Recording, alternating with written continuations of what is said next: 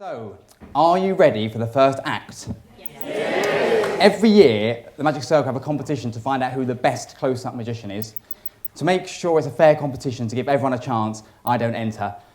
But the man who is coming on now entered the competition in 2009 and he won. Every 2 years, they have a competition to find out who the best stage magician is. He entered that last year and he won that as well. And he's the only person in the history of the Magic Circle to have ever won both those awards. Ladies and gentlemen, please give a warm welcome to Peter Wardell.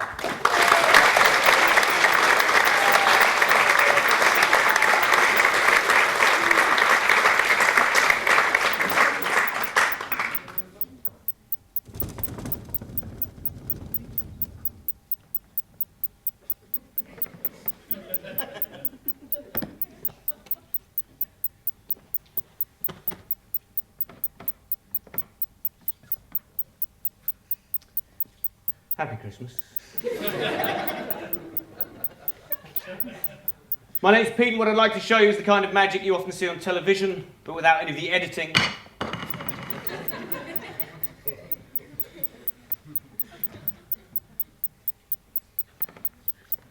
My name's Pete, and what I'd like to show you is the kind of magic you see on television, without the editing.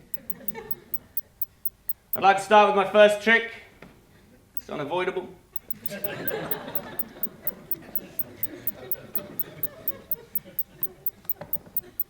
It's a trick with two glasses, but you've probably worked that out already. And as well as the glasses, I'll also be using this oversized packet of playing cards. Now, I'll tell you something interesting about playing cards. When you buy playing cards, they come in what magicians refer to as new deck order. That is the sort of the arrangement they come in from the printers. That's ace through to king, ace through to king, ace through, you get the idea. What I'm going to do is I'm going to take the, let's take the clubs. Let's take ace through to 10 of clubs. I'm going to isolate those in this glass over here. And then I'm going to take the hearts, ace through to 10 of hearts. And I'm going to give these to someone. Now, last Christmas, I gave someone my hearts, and the very next day they gave them away. So this year, to save me from tears, I'm going to give them to someone special.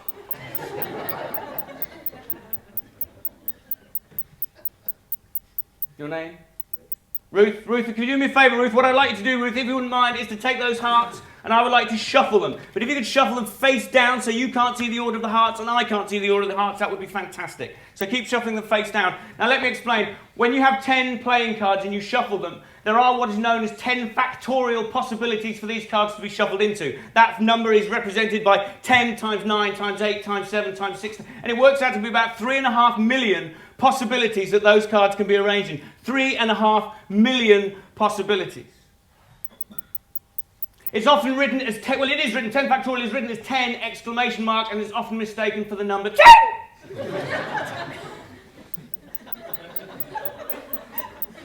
Educational as well as entertaining. Ruth, have you shuffled the cards up into one of those 3.5 million possibilities? If you could just ask one of the people sitting next to you just to cut the cards into two piles, and then so just cut the cards. If you're about to play a game of cards, you cut the cards, and you put the cards from the bottom back on the top, thus completing the cut. You don't know the order, I don't know the order. Now we all know the order because I'm showing them to you. This is the order of the cards you shuffle. This is that 1 in 3.5 million possibilities that we went for. To make it a little bit more unusual, try this. What was your name again? Sorry. Ruth. It's still Ruth. Good. Ruth, as I run my finger across the top, could you just say stop? Stop. Sorry, Ruth, you're miles away then. Okay, so if you could just say stop for me, Ruth, whenever you like. Stop. Okay, I'm going to bring my finger down, take out the card, and I'm going to reverse that. Now what this does, it takes it from being 3.5 million possibilities to 3.5 million times 10 times 10, which makes it 350 million possibilities that these cards can now be arranged in. 350 million possibilities. If this works, there's going to be no one more impressed than me. You shuffled these cards, if you remember. Ace, 2, 3, 4, 5, 6, 7, 8, 9, 10.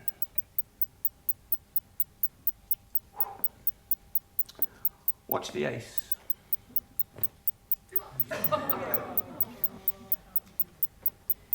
When you shuffled one of 350 million possibilities, you shuffled a 5 onto the face.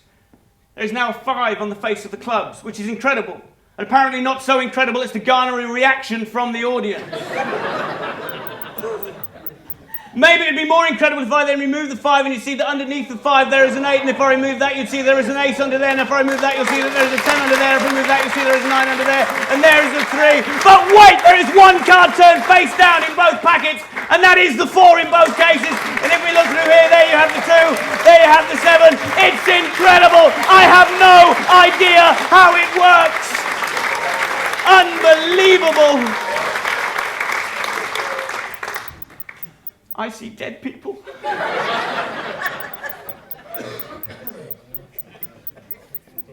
What I'd like to do now is to introduce you to the props that I use for the rest of my act. The first prop that I use is this. It's a table. You're right not to clap, it's only a table. As well as the table, I'm going to be using these 3 things here, little brass cups. The trick is called the 3 little brass cup trick. I haven't been booked for my imagination. I haven't been booked for some time, to be honest. It's nice to be out. So now I have a table, I've got 3 little brass cups as well as those. I will be using this. This is not a wand, it is just a stick. Sooty has a magic wand, and I'd never let a grown man do that to me.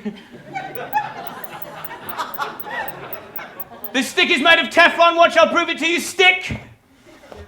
Non-stick. Don't worry, I have a spare. You can all do that, can you? Okay. Right. No! Don't patronise me. So now I have a table, I've got 3 cups, I've got a magic stick as well as those. I will be using one of these. To make it a little bit more interesting, I'm going to use 2 of them. Now because you're being such a wonderful crowd, it's in the script, I have to say it, but this time I mean it, I really do. This ball will do a trick for you all on its own, but first I have to turn it into a magic ball. Now it's a magic ball. Just a stick. Not impressed. Okay, 3rd ball, you spin the stick. You spin the stick. You spin the stick, you tap the hand. It's already there. 3 cups, 3 balls, some applause. So now I've got a table, I've got a magic stick, I've got 3 cups, and I've got 3 balls. Go grow up.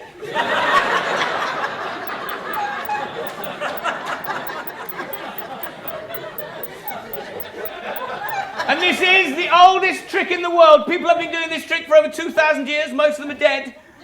I'm going to do it for you now, and I'm lucky enough to have performed this trick all over the civilized world and in Birmingham. And because of that, I can do it in different languages, and that's what I'm going to do for you now. First of all in English, not because I'm biased, but because I am. 1, 2, 3. Thank you. For the French, 1, 2, 3. For the Spanish, 1, 2, 3. For the Germans, 1, 2, 3. For the Romans, I. For the Americans,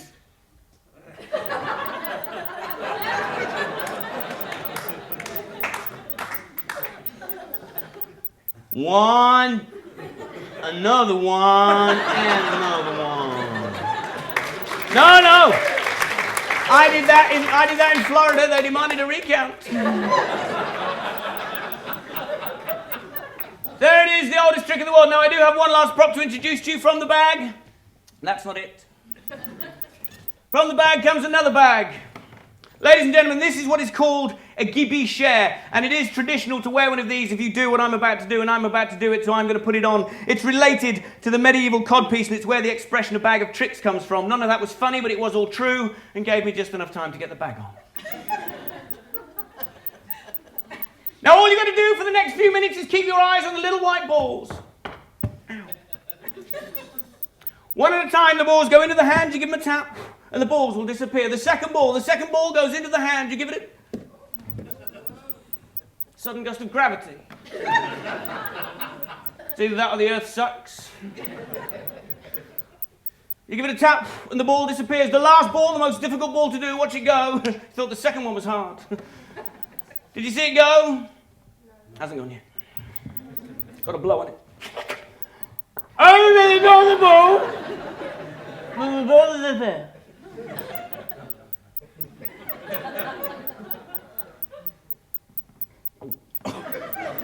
God, they're bland. You've got one under there, you've got one under there, you've got one under there. 3 cups, 3 balls, no applause, never mind. No, if I have to ask for it, it's really not worth it, is it? Let's face it. We'll put one under here, we'll put one under here, we'll put one under here. We'll try this. The gentleman there, your name, sir? Peter, A, B, C. Peter, pick a cup. Peter, listen and try again. A! B, C, pick A cup. Peter, pick A cup. Peter, pick A cup. Pick A cup. Peter, pick A cup. A cup. Thank you very much, Peter. I couldn't do that to you, Peter. You chose B. B is the cup we'll use. I move B forward. I take the ball out of B invisibly. Now, for those of you who've never seen an invisible miniature baseball before, it's pretty much what it looks like. It goes down to the table. Now, Peter, would you like it to go this way or this way? I can go both ways. Stop. That way. Now, Peter, you're not going to see it go, but you will hear it go. Here it goes. From here, over to here. I'll do it again because I can. This time I'll put it under the other end. Like that. Leave me one over here. 2 underneath, 1 on top. You've got to have a dream. You can laugh, the kids don't get it. All right, just relax. I know what I'm doing. 2 underneath, 1 on top. You run the stick down the side, you spin, you tap. It jumps from here and it lands under there. You've got 1, you've got 2, you've got 3. But no, stop it. Because I know what you're thinking. You're thinking there is a great big hole in the bottom of one of those cups. Moving swiftly on. 1 under here. 1 under here. This one, I'm going to take it away and I place that into the bag. Then I take this one away and I place that into the bag. It leaves me 1 under here and this one's come back. And I'm now going to teach you how this is done. Oh, yes.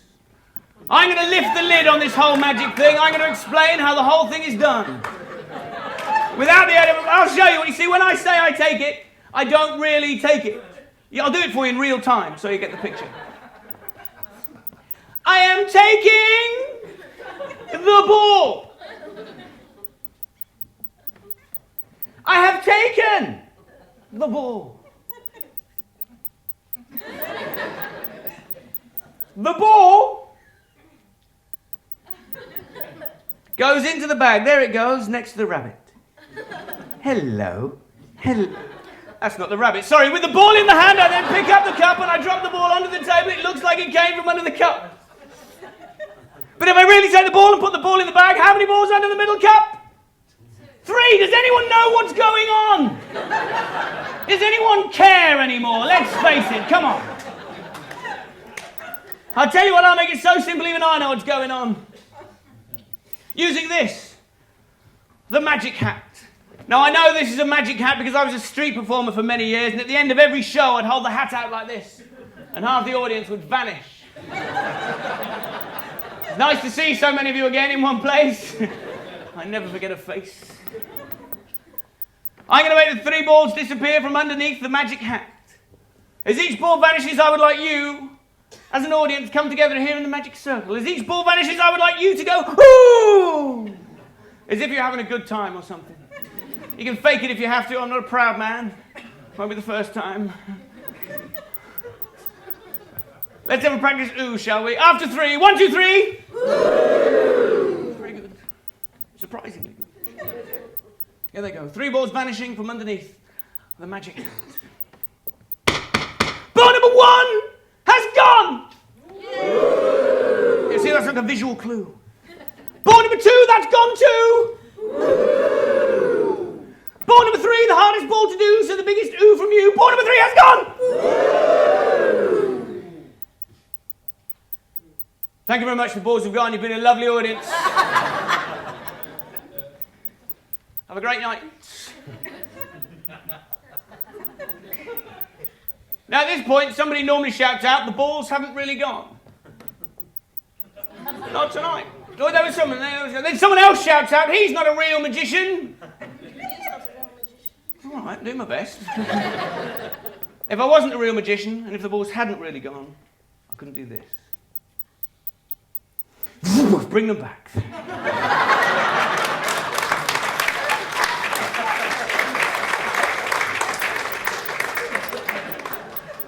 It was nothing.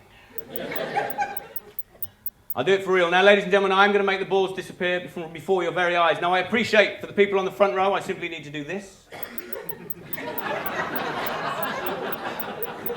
I didn't build the place, I just work here, okay?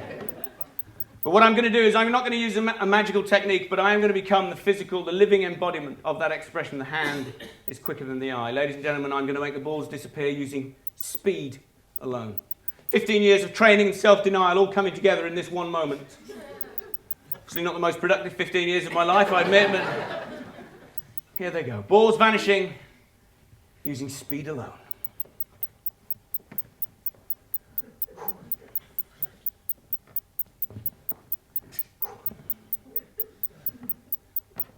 Like a fox. Oh, come on. I can't do it with so many people watching. 1, 2. I tell you what I'm going to do, though. I'm going to place the balls away in the bag like that. I snap my fingers. They come back under here just a little bit bigger. You give a tap under there. You get one under there. You give a tap under there. You get one under there.